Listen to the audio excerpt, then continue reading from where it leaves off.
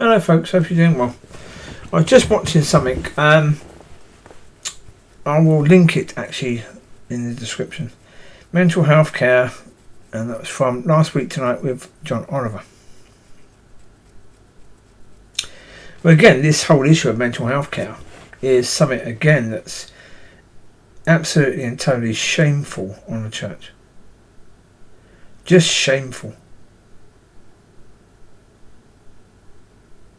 It's horrendous that again the church has basically decided it doesn't want to be involved in this. I mean, churches have pastors. The whole role of a pastor is supposed to deal with mental health. That is the whole role of a pastor. A pastor is supposed to be like a Christian counsellor. That's the whole role of a pastor. And they're not doing their job. Well, because, as I said, you've got many pastors who are trying to be a teacher, the worship leader, this, that, the other as well. So therefore, of course, they haven't got time to do their job. This is what I talk about. There are consequences to the way that things are being done. It means that the church isn't doing this or doing that or doing the other. It's like if you're not guided by Father, then when you pray for people, people won't be healed, and then you'll stop praying for people. Right? That's the reality. If you're not guided by Father, you set your church up in a way where the pastor ends up doing 6 jobs, as in having 6 titles, and can't do the job of being a pastor because far too busy doing all these other jobs. It's shameful. It really is, and it's shameful the way the church just carries on regardless, not caring that this is what they're doing, that this is what they're providing, that it doesn't matter. It's absolutely and totally shameful. Yeah. That's why when I did the one about the church is basically guilty of spiritual child abuse, a lot of people would say, "Oh, that's too hard. That's way too harsh. How can you say that?" This is how I can say that. Look at the bloody evidence. When you really look at the evidence, anyone who really is prepared to look at the evidence would say, "Yeah, you're right." They would probably even go further. Yeah. It is horrendous. I mean, that's why, one of the most important things that God has been telling me to say on the videos that I do talking about this stuff is the people responsible for this just need to let it go.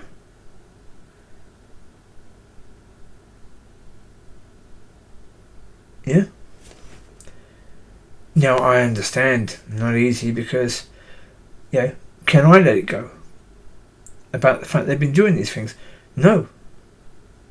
Not when they're still doing it. Not while it's still an issue. No. No, of course not. Should it be let go? No, because look, if you're trying to highlight to people the situation with regards to the church and how it's not fit for purpose, then it's important to highlight why.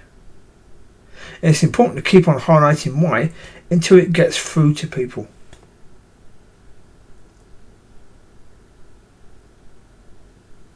That's the point. It's like recently, God has basically wanted me to change tack a little bit and ask questions, but ask questions that are relevant. Ask questions that will lead you to understanding the same as what I'm saying now. That, things need to change. It just hasn't done its job, the church, in any way, shape or form. And whatever the reasons are, it doesn't matter. It really doesn't. As I said, the reality is everyone is to blame. That's the reality. Everyone is to blame. To a certain degree. But the degrees don't matter. The degrees aren't for us to bloody work out. That's a worldly system. That's what they do. Is work out the degrees of blame. That's what the court system is for. But it's not our job to do that, because the court system is God. He does that.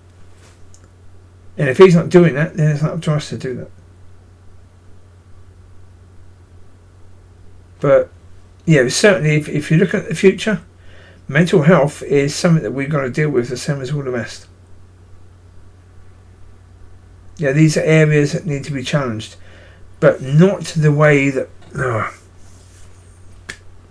Yeah, Christian counselling, generally speaking, is a nonsense, complete nonsense. It's an absolute bloody waste of time, really is. Really is an absolute waste of time. Yeah, because of the fact that, generally speaking, they deal with things the same way as a worldly counsellor. It's just they add a little bit of prayer into it. I mean, if you're doing Christian counselling, it must start with prayer. It must start with God at the centre. Absolutely and totally, with it all being about that. Yeah, rather than the root of it being counselling according to worldly understanding, with a little bit of Bible, a little bit of prayer thrown in with it. Yeah. No, that's crap. That's a crap. Really is. It's just nonsense. It really is. Yeah, some people in counselling need an arm put around them. Other people in counselling need a kick up the arse. But if all you do is the arm around people, what use are you? Yeah, I've talked about Christian prayer places like NL. I went to NL twice, and what helped me with NL was the fact that one thing was put on the monitor, which really spoke to me, and then God spoke to me and said, "You're ready." But it was being up there and going there that may have made that possible. But the way they do things, no. I don't agree with the way they do things, because again, they have a certain way of doing things, and that certain way of doing things they apply to everyone. The problem with that is that what they do may work with 3 out of 10. And that's great for that 3 out of 10, but what about the other 7? Even if it works a 5 out of 10, what about the other 5? What are you going to do for them? Oh, the same. Well, that ain't going to work, is it?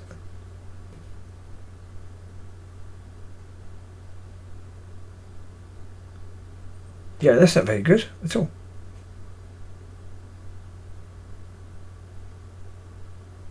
So, yeah. In the end,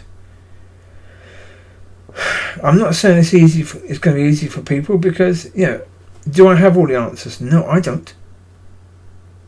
I honestly don't have all the answers. God does, but I don't. That's the reality. But we have to start doing, as I said earlier in that one, thinking, no, we've done enough of that. Thinking about how we should be doing things better. No, let's actually do things better. Yeah, we've been thinking for a long time, 20, 30 years. Let's start actually doing something different now. Let's realise that what we have doesn't work. I mean, for goodness sake, in any other walk of life, if what you have doesn't work, you get rid of it, don't you? If you had a car that was as productive as the church, that worked as well as the church, you would have got rid of it and got another car years ago. You wouldn't have put up with that. You'd prefer to have no car at all than to have a car that was that crap, that unreliable, and bloody useless. You wouldn't want it. But you put up with that in a church?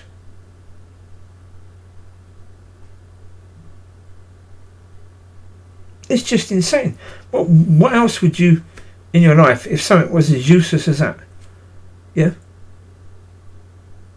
If you had sunglasses that actually made the sun more impactive on your eyes, would you want to wear the bloody things? If it was making you go blind? I'm bloody sure you'd chuck them in the bin, wouldn't you?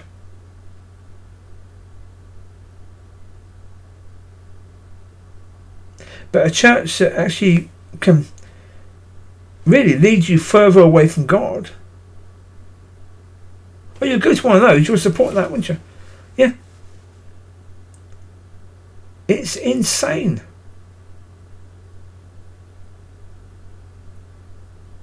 How on earth are you supporting that? It's... as I say... Oh...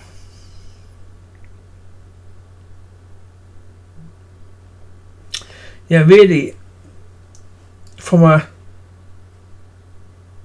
wisdom point of view, I don't understand it. From a logical point of view, I don't understand it.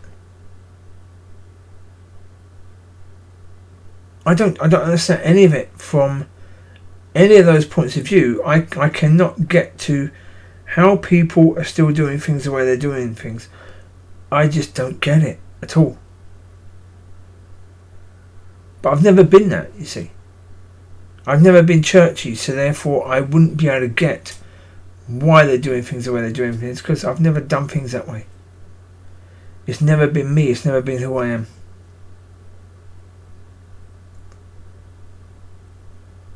But my God, how you can be in that and think that that's okay, that you're doing well. And I mean, you're going to have blinkers on.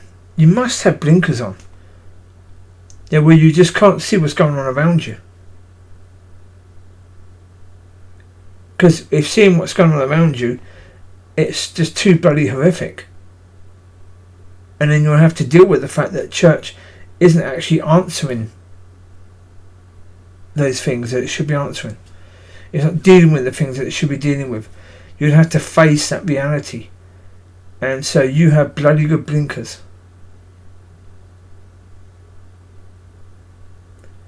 That make you blind to anything that isn't how you want to view church as being. That's why I did the short. I thought God was saying, do a short. Just ask people to comment and put, how they think a church should be, and then how their church actually is. And pretty much, I said to Father, do you really think there'll be any comments? Do you really think anyone would actually put comments down saying what they think a church should be and then what their church is actually like? No. I don't think so. Well, because it takes courage to do that, doesn't it? Yeah? Well, because, you might be attacked by somebody. For being honest. And, people don't want that. They don't want to be attacked, do they?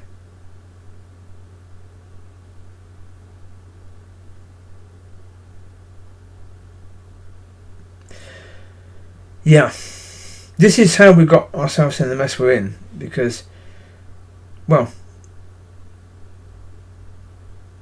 during a time when the world needed light, the church has basically been inward looking and been so inward looking they haven't realised that the extremes in the world have been influencing the church now, rather than the church influencing the world in God. The extremes have basically influenced the church to the point where God has been pushed out of the church. And the church is so worldly now. It's so much of the world that, this is why I said years ago, I'm not sure if we should ever have a revival, because with the state of the church right now, you're bringing people into something that's dead. You're bringing people into a church which is basically just like the world. I mean,